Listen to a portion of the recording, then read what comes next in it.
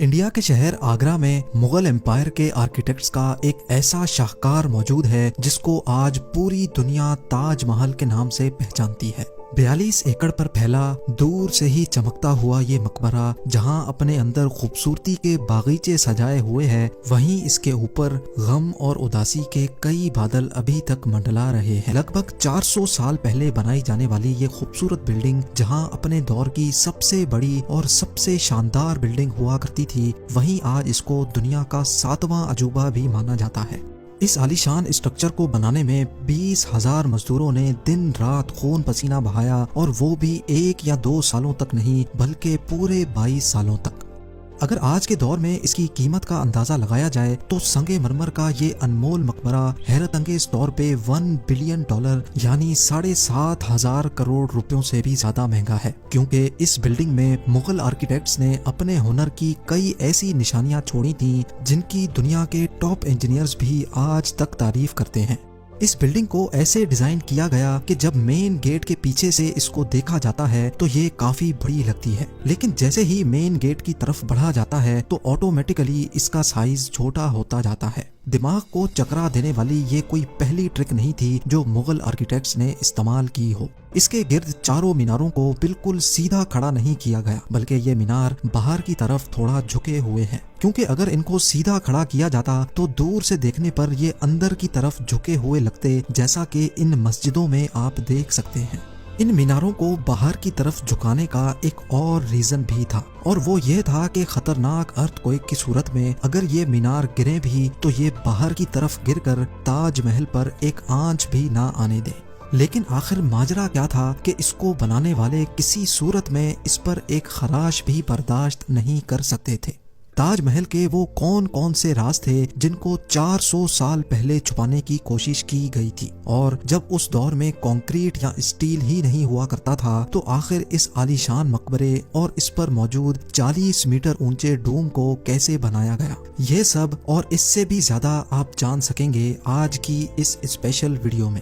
ناظرین، یہ معاملہ اسٹارٹ ہوا تھا سن 1607 میں، جب انڈیا اور پاکستان کے اس خطے میں مغل امپائر کا ہولڈ ہوا کرتا تھا۔ اس دن مغل شہنشاہ کا سب سے چھوٹا بیٹا شہاب الدین محمد خرم 15 سال کا ہو چکا تھا، اور اسی کی سیلیبریشن کے لیے آگرہ فورٹ میں ایک عالیشان پارٹی رکھی گئی تھی۔ خرم مغل شہنشاہ کو سب سے زیادہ عزیز تھا، اسی وجہ سے اس کے ہر جنم دن پر اس کو ہیرے جواہرات اور سونے سے تولا جاتا تھا، یعنی جتنا وزن شہزادے خرم کا ہوتا تھا اتنا ہی خزانہ اس کے نام کر دیا جاتا تھا۔ لیکن اس جنم دن پر کچھ اور بھی خاص ہونے والا تھا۔ مغل شہنشاہ نے شہزادے خرم کی شادی اپنے ایک وکیل کی بیٹی کے ساتھ کر دی جس کو ممتاز محل کے نام سے جانا جاتا ہے۔ ممتاز اور خرم کو پہلے دن ہی ایک دوسرے سے بے انتہا محبت ہو چکی تھی، اور اس وقت یہ کسی کو بھی معلوم نہیں تھا کہ اس محبت کا بول بالا ہمیشہ کے لیے رہنے والا ہے۔ اگلے 10 سالوں تک شہزادے نے کئی جنگیں لڑیں اور ان میں بھرپور کامیابی بھی حاصل کی۔ اسی وجہ سے شہنشاہ نے خوش ہو کر ان کو شاہ جہاں کے لقب سے نوازا، جس کا مطلب ہے دنیا کا بادشاہ۔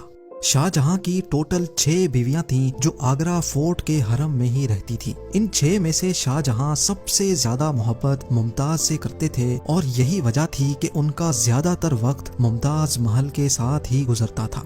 وقت تیزی سے گزرتا جا رہا تھا، اور 4 سالوں کے بعد یعنی 1621 میں مغل شہنشاہ اچانک چل بسے۔ شاہ جہاں جو پہلے ہی مغل امپائر میں خاصا فیمس ہو چکا تھا اور جو شہنشاہ کا چہیتا بیٹا بھی تھا، 1628 میں یعنی باپ کی موت کے 7 سالوں بعد اس نے شہنشاہ کی گدی سنبھال لی۔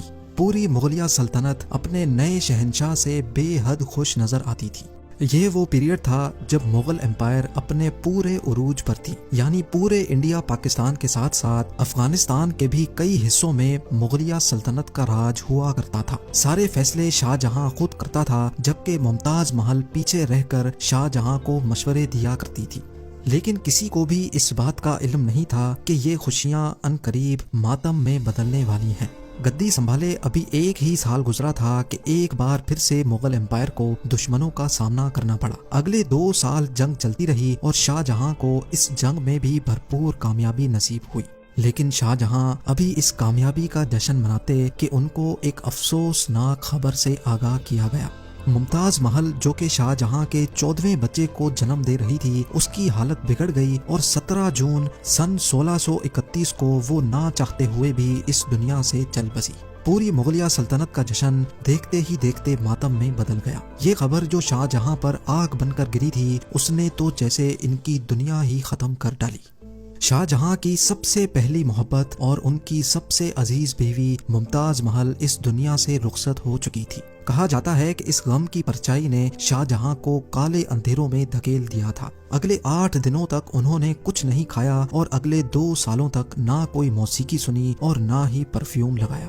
ممتاز محل نے مرنے سے پہلے ایک آخری خواہش کی تھی۔ وہ چاہتی تھی کہ ان کی قبر دنیا کے سب سے خوبصورت مقبرے میں بنائی جائے۔ اس ٹاسک کو اور ممتاز محل کی آخری خواہش کو پورا کرنے کے لیے شاہ جہاں نے اپنی ساری دولت اور پوری زندگی وقف کرنے کا ارادہ کر لیا۔ ممتاز کے گزرنے کے 6 ماہ بعد یعنی 1632 میں ہی تاج محل کی کنسٹرکشن کا کام شروع کر دیا گیا۔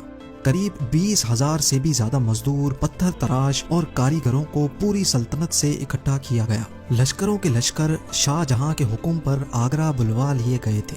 کیونکہ ممتاز کی قبر یمنا ریور کے برابر میں موجود تھی، اسی وجہ سے اس جگہ پر دنیا کی سب سے خوبصورت بلڈنگ بنانا کافی مشکل ٹاسک تھا۔ ریور کے کنارے زمین کافی سافٹ ہوتی ہے اور اگر یہاں کھدائی کا کام کیا گیا تو پانی کا بہاؤ تاج محل کی فاؤنڈیشن کو بھی نقصان پہنچا سکتا تھا۔ اس مسئلے سے نمٹنے کے لیے مغل انجینئرز نے یہاں سب سے پہلے زمین کے اندر کئی کنویں کھدوانا شروع کیے۔ مزدور یہ کنویں تب تک کھودتے رہتے جب تک خشک زمین نظر نہ آ جاتی تھی۔ ان کنووں کو پتھروں اور گارے سے بھرا گیا اور پھر اس کے اوپر پتھروں کے بڑے بڑے کالمز کھڑے کیے گئے۔ اس سارے کام کو انجام دینے کے لیے مزدوروں کے ساتھ ساتھ ہاتھیوں کی ایک بہت بڑی فوج کو بھی استعمال کیا گیا۔ مغل انجینئرز کی یہ ٹرک کام کر چکی تھی اور اب ایک ایسی مضبوط فاؤنڈیشن تیار تھی جو نرم زمین پر بھی فولاد بن کر کھڑی تھی۔ فاؤنڈیشن کے بعد اب باری تھی ایک ایسے بلڈنگ ڈیزائن کی جو آج سے پہلے کسی نے بھی نہ دیکھا ہو، ایک ایسا ڈیزائن جو پچھلے سارے ریکارڈ توڑ ڈالے۔ تاج محل کے ڈیزائن کا آئیڈیا شاہ جہاں نے اپنے باپ دادا کے مقبروں سے لیا تھا۔ باپ کے مقبرے سے میناروں کا آئیڈیا لیا گیا، دادا کے مقبرے سے بلڈنگ کور کا آئیڈیا لیا اور اپنے انکل کے مقبرے سے ڈوم کا آئیڈیا لیا تھا۔ اور جب ان سب کو کمبائن کیا گیا تو ایک شاندار اور عالی شان ڈیزائن ابھر کر سامنے آیا۔ بلڈنگ کے اسٹرکچر کو بنانے کے لیے لاکھوں نہیں کروڑوں اینٹیں موقع پر ہی بیک کی گئیں۔ یہ سب اتنا آسان نہیں تھا اور اس میں لا تعداد پیسے بھی بہائے جا رہے تھے۔ ہر گزرتے دن شاہی خزانہ تیزی سے خالی ہوتا جا رہا تھا، لیکن شاہ جہاں کو کسی چیز کی پرواہ نہیں تھی، بس ان کو یہ کام ہر قیمت پر کمپلیٹ کرنا تھا۔ کہا جاتا ہے کہ تاج محل کی کنسٹرکشن میں اتنے زیادہ لوگ لگائے گئے تھے کہ ان کی وجہ سے آس پاس کے علاقوں میں کھانا پینا ختم ہو گیا تھا۔ 20,000 مزدوروں اور کاریگروں کی ڈیمانڈ پوری کرنے کے لیے شاہ جہاں نے آس پاس کے تمام علاقوں سے اناج آگرہ منگا لیا تھا۔ کئی سالوں کی محنت کے بعد بلڈنگ کا اسٹرکچر کمپلیٹ ہو چکا تھا اور اب باری تھی اس کو سنگ مرمر سے سجانے کی۔ یہ سنگ مرمر آگرہ سے 400 کلومیٹر دور راجستھان سے منگایا جانا تھا، کیونکہ یہاں کا مکرانہ ماربل آج تک دنیا کا فائنسٹ ماربل مانا جاتا ہے۔ شاہ جہاں نے تاج محل کے لیے پورا مکرانہ ماربل ریزرو کر لیا تھا، یعنی جب تک تاج محل کی ڈیمانڈ پوری نہیں ہو پائے گی تب تک کسی کو بھی یہ ماربل خریدنے کی اجازت نہیں تھی۔ 1000 ہاتھیوں کی مدد سے ہزاروں ٹن وزنی ماربل راجستھان سے آگرہ منگایا گیا۔ تاج محل کا یہ خوبصورت ڈوم اتنا بڑا ہے کہ اس کا اندازہ صرف آنکھوں سے دیکھ کر ہی لگایا جا سکتا ہے۔ آج کل اس طرح کے ڈوم بڑی آسانی سے اسٹیل اسٹرکچر پر بنائے جا سکتے ہیں، لیکن 400 سال پہلے 40 میٹر اونچے ڈوم کو بنانے میں ان کے پاس صرف پتھروں کا ہی سہارا تھا۔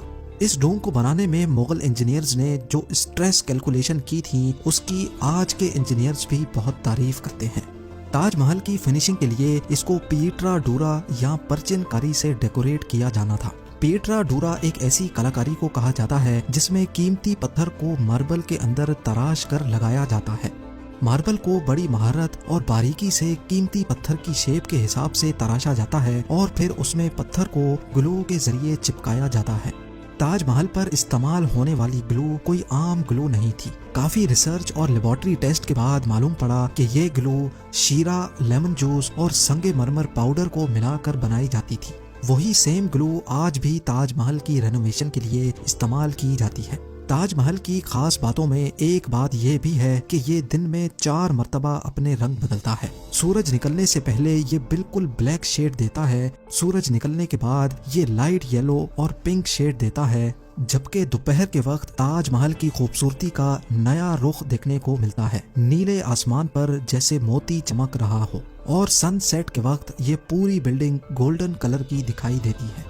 پورے 22 سالوں کے بعد سن 1654 میں تاج محل کی کنسٹرکشن کا کام مکمل کر لیا گیا۔ شاہ جہاں اپنی بیگم کی یاد میں دنیا کا سب سے خوبصورت مقبرہ بنانے میں کامیاب ہو چکا تھا۔ شاہ جہاں نے اس عالی شان عمارت کا نام اپنی پسندیدہ بیوی کی یاد میں ہی رکھا۔ ممتاز محل سے اس کا نام تاج محل رکھ دیا گیا۔ ہر سال شاہ جہاں ممتاز کی برسی پر یمنا ریور کے ذریعے تاج محل پر جایا کرتے تھے۔ یہ تاج محل کی ایسی انٹرنس تھی جس کو صرف شاہی خاندان کے لیے ہی بنایا گیا تھا۔ اس انٹرنس کی دیواروں پر دلکش نقاشی کا کام کیا گیا تھا جو شاید صرف شاہی آنکھوں کے دیکھنے کے لیے ہی کیا گیا تھا۔ شاہ جہاں کا یہ مہنگا ترین پروجیکٹ کمپلیٹ تو ہو چکا تھا، لیکن اس نے مغلیہ سلطنت کو تباہی کے کنارے پر لا کھڑا کیا۔ 4 سالوں کے بعد یعنی 1658 میں شاہ جہاں اور ممتاز کے اپنے ہی بیٹے نے شاہی تخت الٹ دیا اور خود مغل امپائر کا شہنشاہ بن گیا۔ شاہ جہاں جو پچھلے 30 سالوں سے اس تخت پر راج کر رہے تھے، اس کو قیدی بنا کر آگرہ فورٹ میں ہی بند کر دیا گیا۔ صرف ایک فیسلٹی ایسی تھی جو شاہ جہاں کو دی گئی، اور وہ یہ تھی کہ جس کمرے میں اس کو بند کیا گیا تھا اس کی کھڑکی سے وہ تاج محل کو دیکھ سکتے تھے۔ 8 سال قید میں رہنے کے بعد 74 ایئرز کی ایج میں شاہ جہاں بھی اس دنیا کو الوداع کر گئے۔ شاہ جہاں کا اب ممتاز سے دوبارہ ملنے کا وقت آ چکا تھا اور ان کو تاج محل میں ہی دفن کر دیا گیا۔ امید کی یہ ویڈیو بھی آپ لوگ بھرپور لائک اور شیئر کریں گے۔ آپ لوگوں کے پیار بھرے کامنٹس کا بے حد شکریہ۔ ملتے ہیں اگلی شاندار